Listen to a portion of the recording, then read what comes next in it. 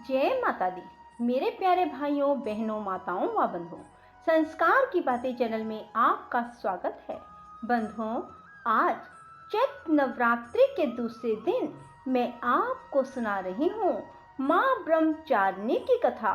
माँ ब्रह्मचारिणी का स्वरूप कैसा है, माँ ब्रह्मचारिणी कैसे अपने भक्तों की हर इच्छा पूरी करती है। बंधुओं, पूर्ण विश्वास के साथ माँ ब्रह्मचारिणी की कथा सुने और माँ की पूजा आराधना करें। माँ कैसे शीघ्र आपकी मनोकामनाएं पूरी करेगी। बंधुओं, यदि आपने YouTube चैनल संस्कार की बातें अब तक सब्सक्राइब नहीं किया तो जरूर करें और बेल आइकन दबाना ना भूलें, ताकि आपको हमारी आने वाली सभी वीडियोस की जानकारी सबसे पहले हो सके। बोलो माँ ब्रह्मचारिणी की जय हो। माँ दुर्गा की नव शक्ति का दूसरा स्वरूप ब्रह्मचारिणी है। यहाँ ब्रह्म का अर्थ तपस्या से है। माँ दुर्गा का यह स्वरूप भक्तों और सिद्धों को अनंत फल देने वाला है। इनकी उपासना से तप, त्याग, वैराग्य, सदाचार और संयम की वृद्धि होती है। ब्रह्मचारिणी का अर्थ तप की चारिणी यानी तप का आचरण करने वाली देवी का यह रूप पूर्ण ज्योतिर्मय और अत्यंत भव्य है। इस देवी के दाएं हाथ में जप की माला है और बाएं हाथ में कमंडल धारण किए है। पूर्व जन्म में इस देवी ने हिमालय के घर पुत्री रूप में जन्म लिया और नारद जी के उपदेश से भगवान शंकर को पति रूप में प्राप्त करने के लिए घोर तपस्या की। इस कठिन तपस्या के कारण इन्हें तपश्चारिणी अर्थात ब्रह्मचारिणी नाम से अभिहित किया गया। 1000 वर्ष तक इन्होंने केवल फल फूल खाकर बिताए और 100 वर्षों तक केवल जमीन पर रहकर शाक पर निर्वाह किया। कुछ दिनों तक कठिन उपवास रखे और खुले आकाश के नीचे वर्षा और धूप के घोर कष्ट सहे।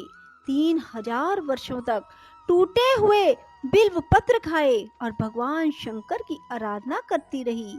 इसके बाद तो इन्होंने सूखे बिल्व पत्र खाना ही छोड़ दिए।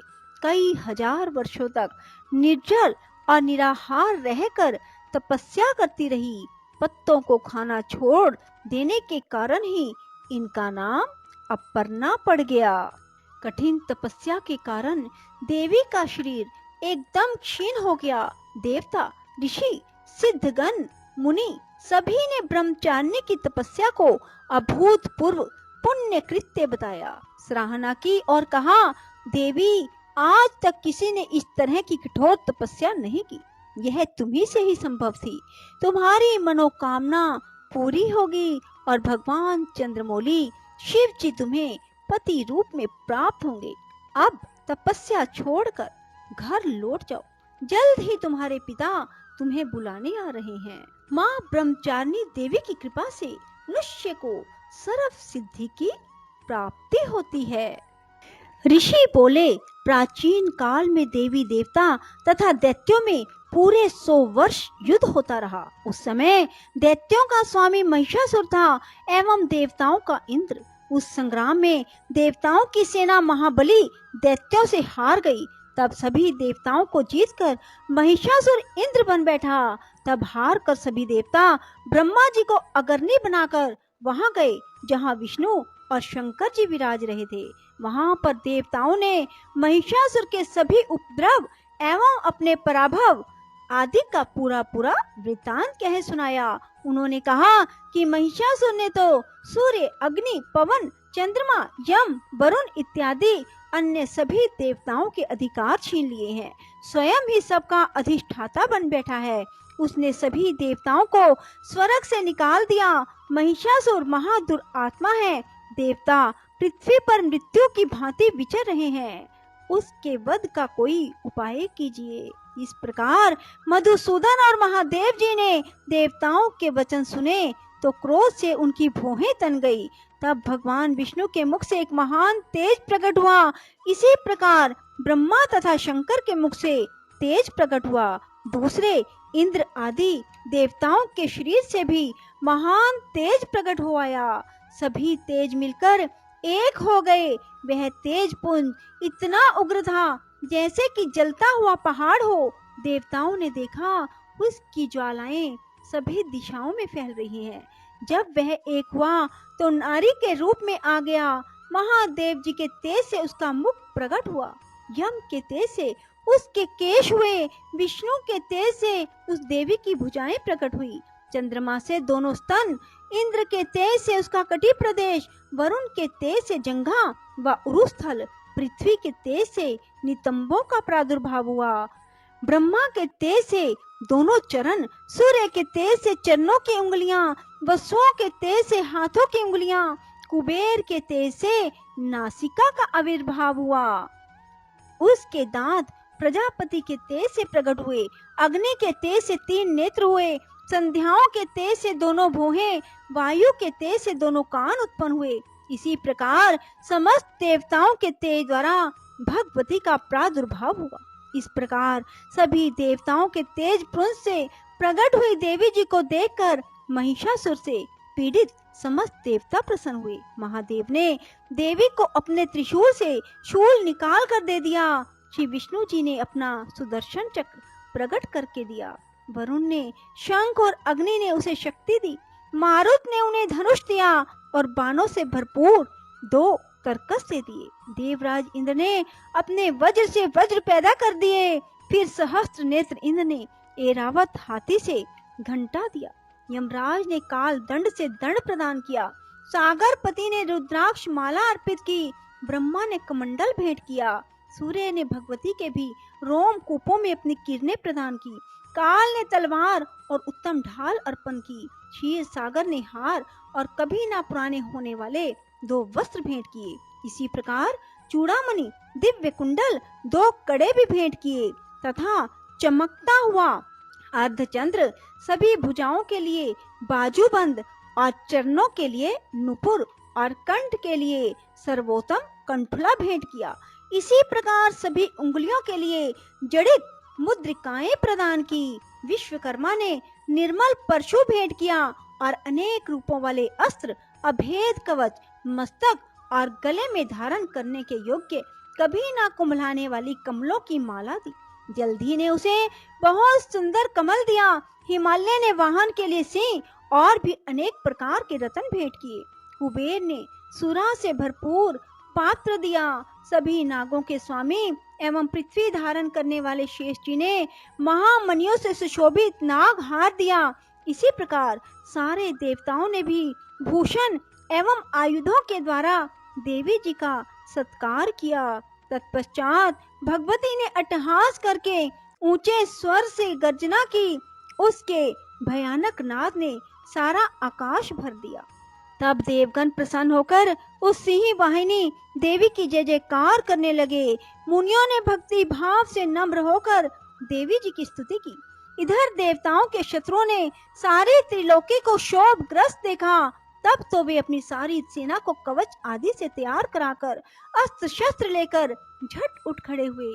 महिषासुर क्रोध में आकर बोला, अरे क्या कर रहे हो? इतना कहकर सभी दैत्यों के साथ घिरकर उस सिंहनाद की ओर भागा। वहां जाकर उसने तीनों लोगों को अपने तेज से प्रकाशित करती हुई देवी को देखा। उस देवी के चरणों के भार से पृथ्वी दबी जा रही थी। माथे के किरीट से आकाश पर रेखाएं पड़ती जा रही थी। उसके धनुष की टंकार से 7 पाताल शोभग्रस्त थे और हजारों भुजाओं से सभी दिशाओं को ढककर देवी खड़ी थी। देवी जी के साथ उन दैत्यों का युद्ध आरंभ हो गया। नाना प्रकार के अस्त्रों शस्त्रों के प्रहारों से 10 दिशाएं भर गई।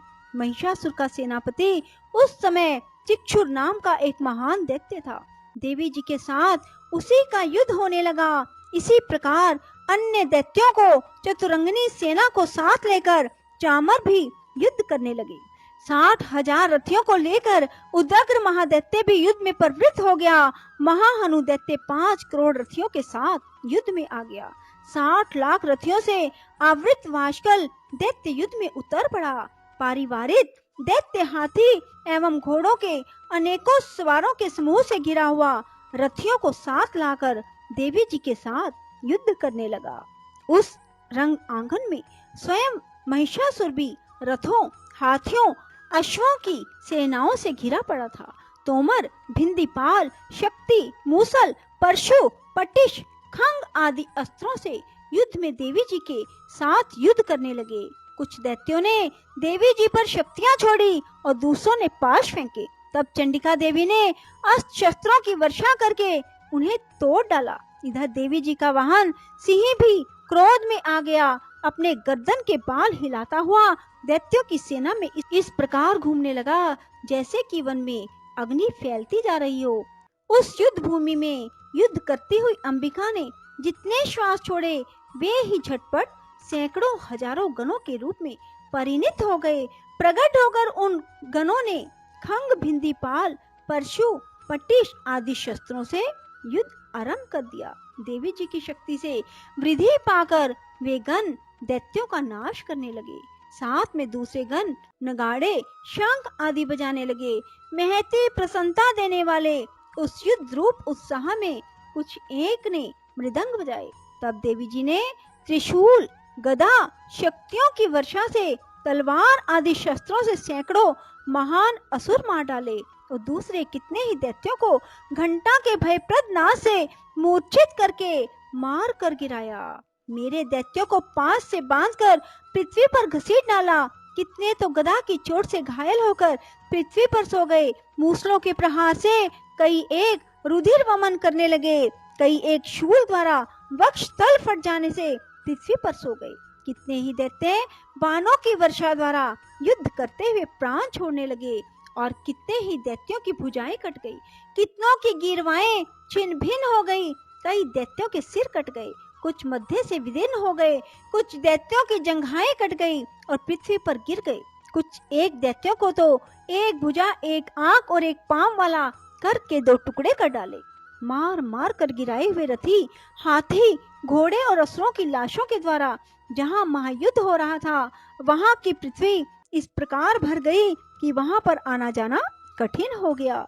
वहां सेना एवं असुरों के रुधिर बहने से रुधिर की बड़ी बड़ी नदियां बहने लगी। जगदम्बा जी ने एक क्षण में ही दैत्यों की महती सेना का इस प्रकार नाश कर दिया जैसे कि लकड़ियों के बड़े ढेर को अग्नि जला देती है। देवी का वाहन सिंह अपने बालों को छटकाता हुआ बड़ी गर्जना करता हुआ दैत्यों के शरीर से मानो प्राण ही चुन रहा हो इस प्रकार घूमने लगा।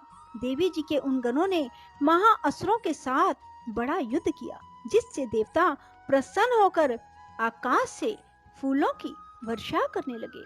बोलो माँ जगदम्बा की जय, बोलो दुर्गे मात की जय, बोलो पहाड़ा वाली की जय, सभी के दुखड़ों को दूर करने वाली माता की जय, सबकी चिंताएं दूर करने वाली माँ तेरी सदा ही जय। जय कारा शेरम वलीदा, बोल सांचे दरबार की जय। राधे राधे, जय श्री कृष्णा। बंधुओं, यदि आपको हमारी वीडियो पसंद आए तो इसे लाइक करें और शेयर भी जरूर करें। धन्यवाद।